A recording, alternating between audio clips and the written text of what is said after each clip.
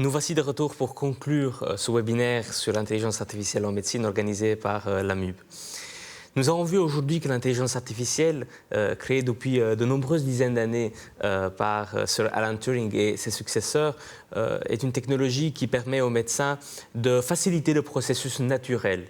Les médecins sont issus d'un processus d'accumulation de connaissances pendant les études de médecine et avec une accumulation de connaissances via la littérature scientifique, mais également via l'acquisition d'expérience avec la pratique clinique. Cependant, notre vie sur Terre est limitée par un certain nombre d'années et donc il y a une limite au nombre de connaissances que nous pouvons acquérir, au nombre d'années d'expérience que nous pouvons mettre au service de nos patients. L'intelligence artificielle n'a pas ce problème-là.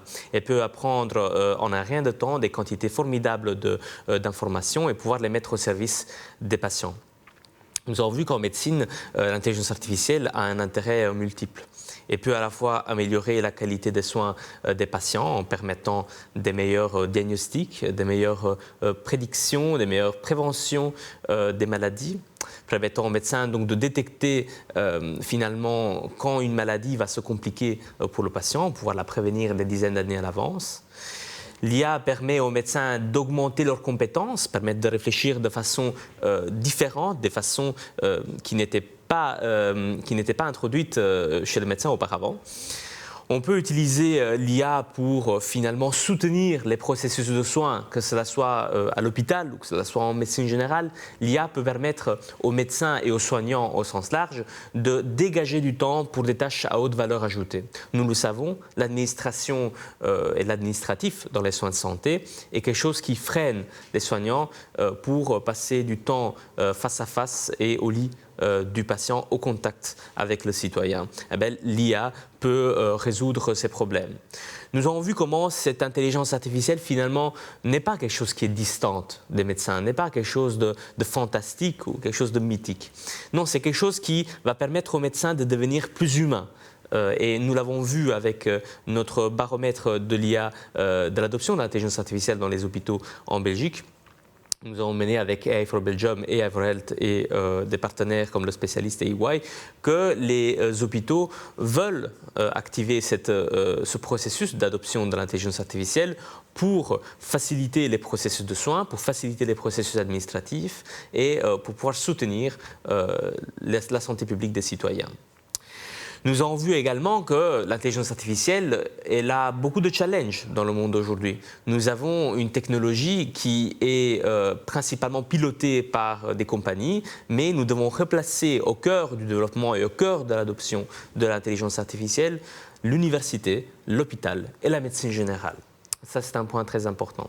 Nous avons vu également qu'un des freins les plus importants pour l'adoption de l'IA est le manque d'éducation des médecins et des soignants au sujet des technologies médicales, de la santé digitale et de l'intelligence artificielle. Nous avons vu comment l'ULB, la faculté de médecine de l'ULB, a été pionnière dans ce domaine en offrant le premier cours d'informatique médicale lancé par Olivier Lemoine avec toute une série de collègues, dont Thibaut Duvillier, Hugues Bercilly et d'autres, pour pouvoir tacler ce challenge d'éduquer les médecins au sujet de l'intelligence artificielle.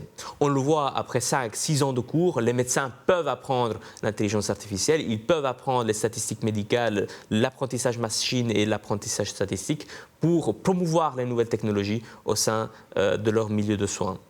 Nous avons vu également comment les médecins peuvent être promoteurs et moteurs du développement de nouvelles technologies via la collaboration assez proche avec les ingénieurs.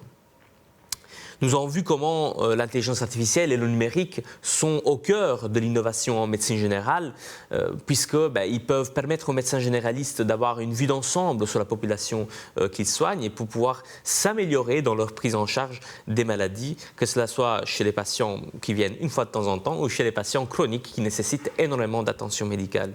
Nous en sommes convaincus, les médecins généralistes seront des acteurs majeurs du développement de la technologie médicale d'aujourd'hui et de demain.